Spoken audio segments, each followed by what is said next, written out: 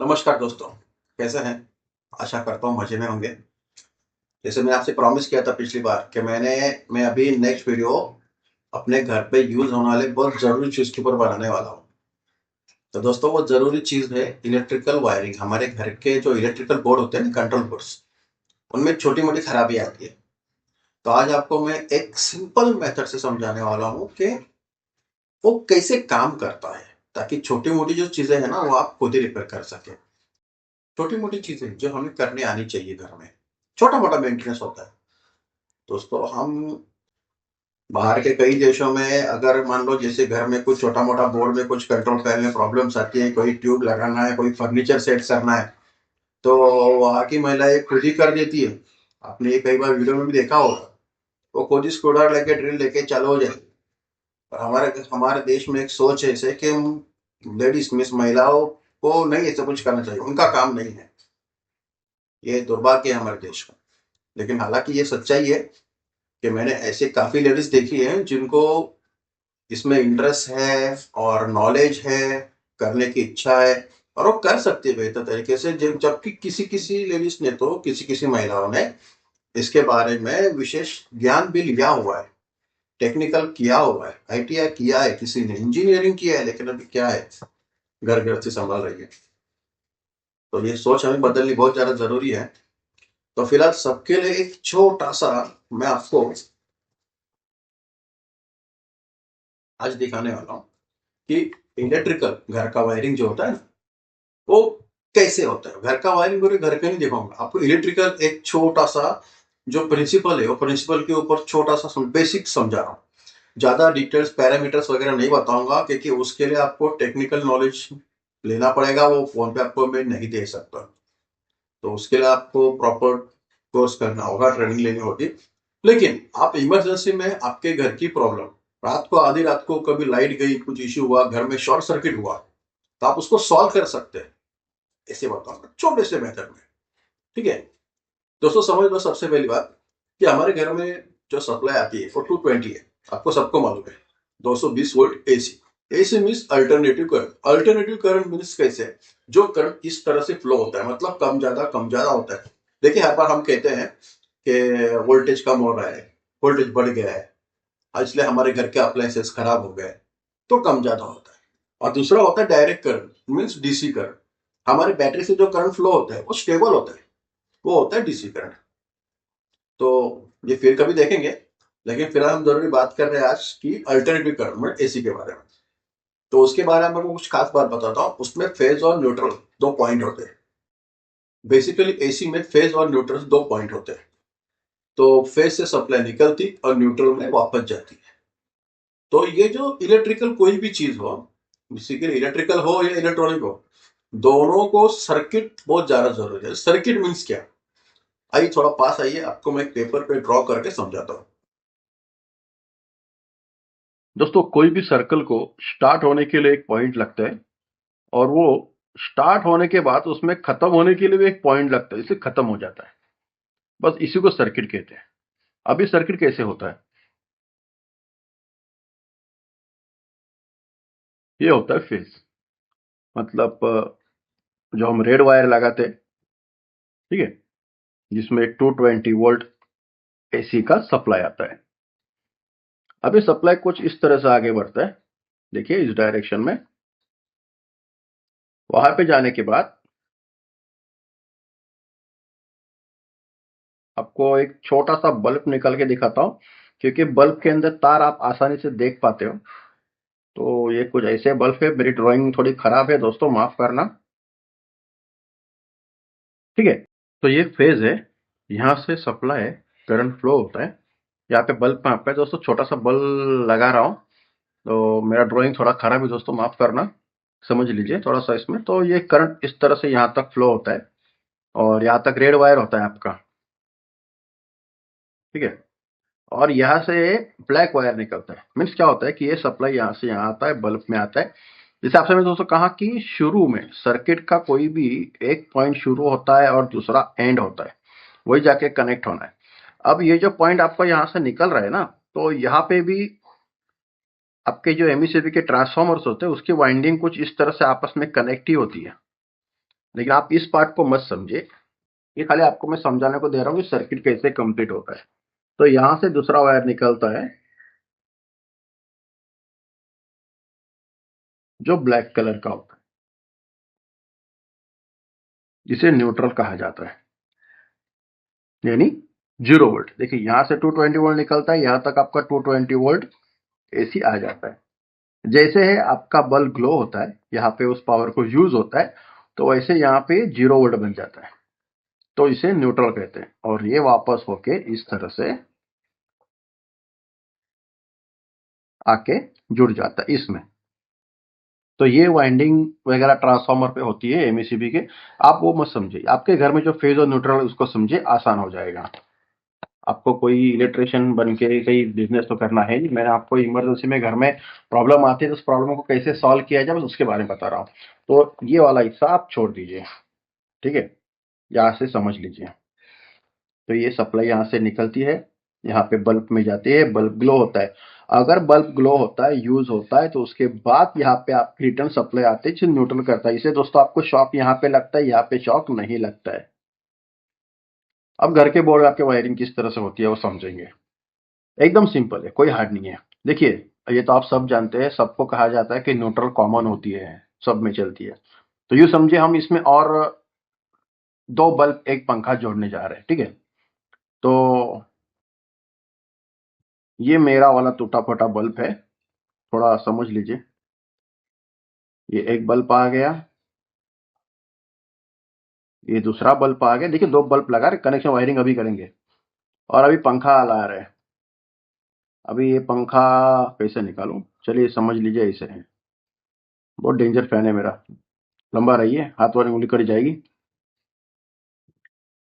ठीक है। अब देखिए जैसे आपको बताया कि न्यूट्रल मिस कॉमन होता है, तो अब ये न्यूट्रल वायर जो कॉमन है वो सब में जाएगा, एक एक वायर आया। एकदम सिंपल है दोस्तों, कोई तकलीफ वाला काम नहीं है। आ गया, न्यूट्रल कॉमन है सबको, रिवर्स के लिए आता है।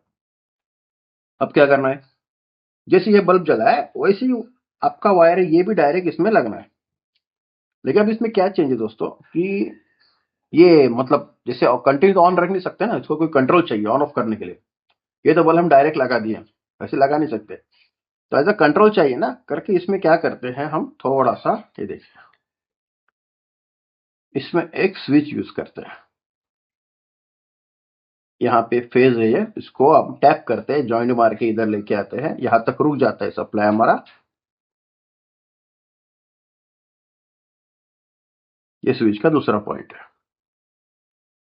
हालांकि टेक्निकल लैंग्वेज में स्विच का ये ड्राइंग नहीं है, स्विच का ड्राइंग कुछ इस तरह से है दोस्तों। लेकिन कैसे, अब उतना सा आपको समझाने के लिए आपको आईटीआई वगैरह कुछ हुआ है तो आपका समझ में आएगा, वरना मेरा वो समझाना आपको बेकार है। तो आपको आसान भाषा में समझ सके इसलिए मैं सब कर रहा हूँ। इस तरह से होता है, जैसे देखिए अभी यहाँ से फेज निकली, प्रिंसिपल मेथड वही है, कुछ चेंज नहीं इसमें। यहाँ से फेज निकला आपका, देखिए इस तरह से आया, ये अंदर घुस गया फेज आपका, यहाँ पे बटन लग गया, और जैसे आप स्विच को ऑन करोगे वैसे एक कनेक्ट हो जाएगा और आपका फैन चलना शुरू हो जाएगा। तो यहाँ से वापस जो सप्लाई बाहर निकलेगी वो फिर से 0 वोल्ट होगा, यानी न्यूट्रल। यहाँ तक आपका 220 वोल्ट एसी आ गया। सेम थिंग इसमें आएगा, यहाँ जैसे आप चालू करोगे तो वहां से ये कनेक्ट हो जाएगा आपका, यहाँ पे आएगा, बल्ब आपका ग्लो हो जाएगा, फिर यहाँ से वायर निकलेगा, वो जो रहेगा 0 वोल्ट, और ये हो जाएगा न्यूट्रल। अगर आपने ये वाला जगह ये स्विच खुला छोड़ा है तो यहाँ से यहाँ सप्लाई नहीं आ पाएगी, तो ये बल्ब ग्लो नहीं होगा। जैसे आप कनेक्ट करोगे ये भी, तो इसको बंद चालू करने के लिए हम स्विच का यूज करते हैं। हमने यहाँ पे डायरेक्ट कर दिया, ये आपको समझाने के लिए मैंने पहले डायरेक्ट ऐसे बनाया हूँ, लेकिन ये अभी डायरेक्ट कर दिया, ठीक है। अभी इसमें सभी स्विच लगे हमने। तो स्विच बेसिकली कुछ इस तरह का ड्राइंग होता है स्विच में। तो यहाँ से हम जैसे कनेक्ट करते हैं, स्विच दबाते हैं तो सप्लाई यहाँ से अंदर आ जाती है, अगर नहीं दबाते हैं तो ऑफ हो जाती है, तो सप्लाई यहाँ पे नहीं आती है। फिर हमारा जो भी आगे का अप्लायंसेस है उसमें यूज होता है, फिर वहां से जो बाहर निकलती है वो होती है 0 वोल्ट, यानी न्यूट्रल, यानी न्यूट्रल कॉमन होती है। ये सबको पता है, आशा करता हूँ आपका समझ में आया होगा। सिंपल है, देखिए तो फिर से बता रहा हूँ आपको, यहाँ से फेज निकलती है, ये फेज निकल के आप रास्ते में, ये समझिए एक रास्ता है, ये रास्ता सीधा सीधा जा रहा है, उसमें से एक रास्ता इसको बनाना है, एक रास्ता इसको बनाना है, एक रास्ता इसको, एक रास्ता इसको। समझ लीजिए कि ये पूरा जो भी है ना इलेक्ट्रिकल एक सर्किट में, देखिए इसे अपन फिर से खोल देता हूँ आपके लिए मैं, समझ रहे, देखिए यहाँ से सप्लाई निकला, किसी भी अप्लाई से इसमें यूज हुआ, वहां से आउट हुआ, इन होके आउट हुआ, फिर बाहर आया और फिर यहाँ पे चला गया, ये हो गया सर्किट कंप्लीट। इसको सर्किट कहते हैं, सर्किट कंप्लीट होना जरूरी होता है। तो इस अगर आप स्विच को खुला छोड़ देते हो इस तरह से, तो ये सर्किट इनकम्प्लीट होता है, क्योंकि यहाँ से सप्लाई यहाँ तक आके रुक गया लेकिन आगे नहीं बढ़ेगा, तो सर्किट इनकम्प्लीट रहेगा, तो वो नहीं चलेगा। बस हमारे बोर्ड में जो बटन रहते हैं उसमें यही होता है, हम बटन ऑफ रखते हैं तो ये कनेक्ट नहीं होता है, कनेक्ट करते हैं तो ये ऑन हो जाता है। तो बोर्ड में वायरिंग ये तो आपको समझ में आया। अब आपको सिंपल दिखाता हूँ कि बोर्ड के अंदर वायरिंग किस तरह से होता है, इसी पेपर में दिखाऊंगा, आसान रहेगा। देखिए बोर्ड के अंदर आपके जो बटन्स होते हैं कुछ इस तरह से,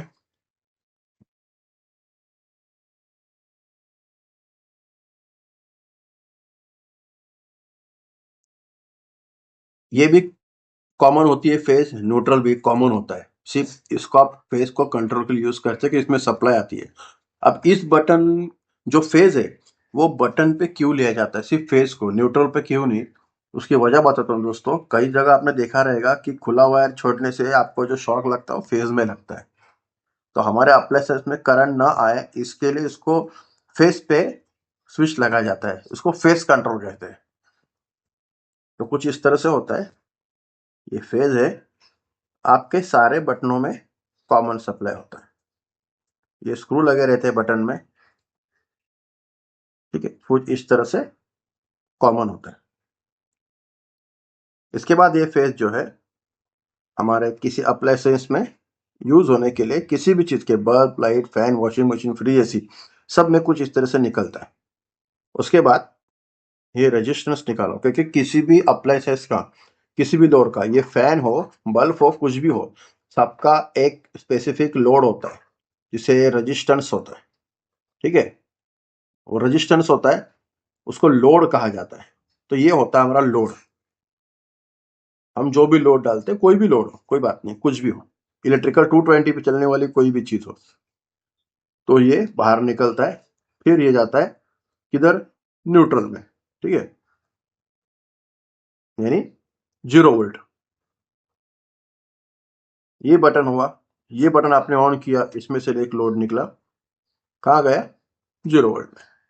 यहां से एक निकला, लोड निकला, कहाँ गया, 0 वोल्ट में। यहां से एक निकला, लोड निकला, कहाँ गया, 0 वोल्ट में।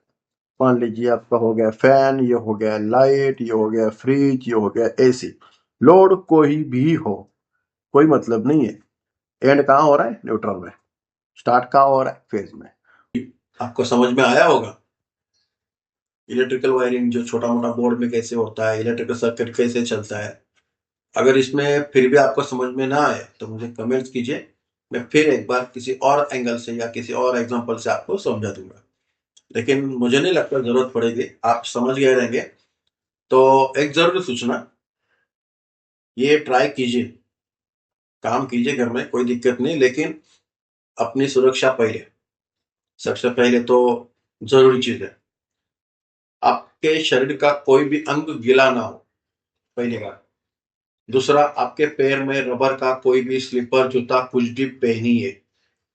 और तीसरी बात, जब तक आप अच्छी तरह से इस काम को नहीं कर पाते, हो सके तो हर वक्त हाथ में रबर के हैंड ग्लोव जरूर पहनिए, हैंड ग्लोव पहनिए, चप्पल पहनिए, बदन को सूखा रखिए। और घर में छोटा मोटा कोई भी प्रॉब्लम्स अगर आती है तो आपको ये ड्राइंग में, और एक एंडिंग में, वीडियो के एंडिंग में इस ड्राइंग का अच्छे से फोटो बना के डालता हूँ, आप उसको स्क्रीनशॉट मार के रख लीजिए, तो आपको अगली बार कई प्रॉब्लम्स आती है घर के पैनल बोर्ड खोल के देखने में समझ में आ जाएगा।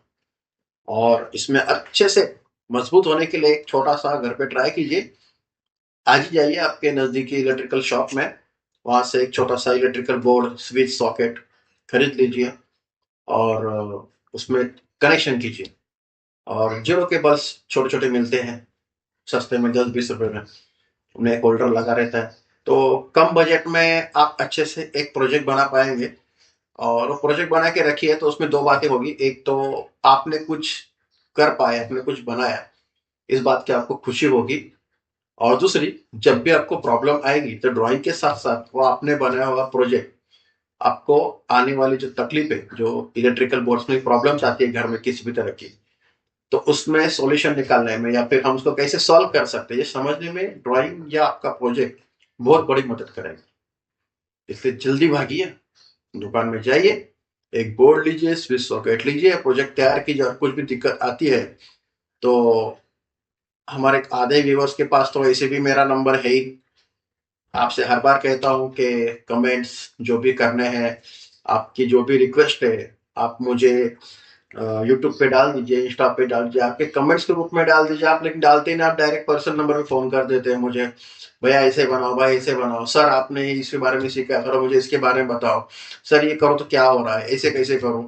कुछ दोस्त एम्पलीफायर्स के जो अभी नए नए सीखे हैं, वो जो मेरे पास ही सीखे हैं, तो या फिर कई और भी काम किए, तो वो हर जगह से मतलब तो नया बोर्ड भी लेके आते हैं, लगा देते हैं, बोर्ड चला देते, चलने के बाद फोन करते, सर ये बोर्ड नया डाला हमने, 12,000 15,000 खर्चा किया लेकिन चल गया, अब क्या करो। अरे भाई, आप चलने के बाद फोन करो, क्या मतलब है। चीज लेते हो वो ओरिजिनल है या डुप्लीकेट, ये पहले पहचानो सीखो,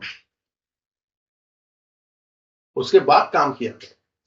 आप जलने के पहले फोन करो कि तो आपको मैं गाइड कर सकता हूँ कि ये सही है गलत है। कनेक्शन करने के बाद एक बार फोन किया करो, एक बार फोटो डाला करो, भाई मैंने कनेक्शन किया है सर, ये बराबर है क्या।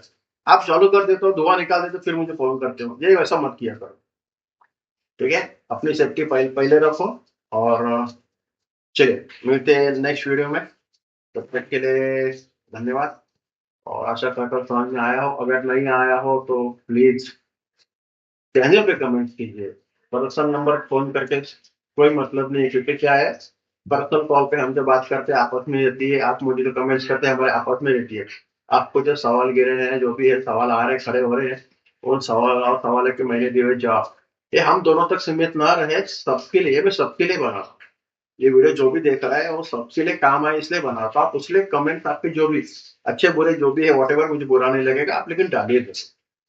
देखिए, आप अगर मेरी गलतियां भी मुझे बताते तो सुधारने में आसानी हो जाएगी, मेरे लिए प्लस पॉइंट होगा। ठीक है, तो आशा करता हूँ आप समझ गए रहेंगे। तो प्लीज कमेंट, सब्सक्राइब और शेयर कीजिए, लाइक कीजिए। ठीक है, चलिए मिलते हैं अगली वीडियो में, बाय।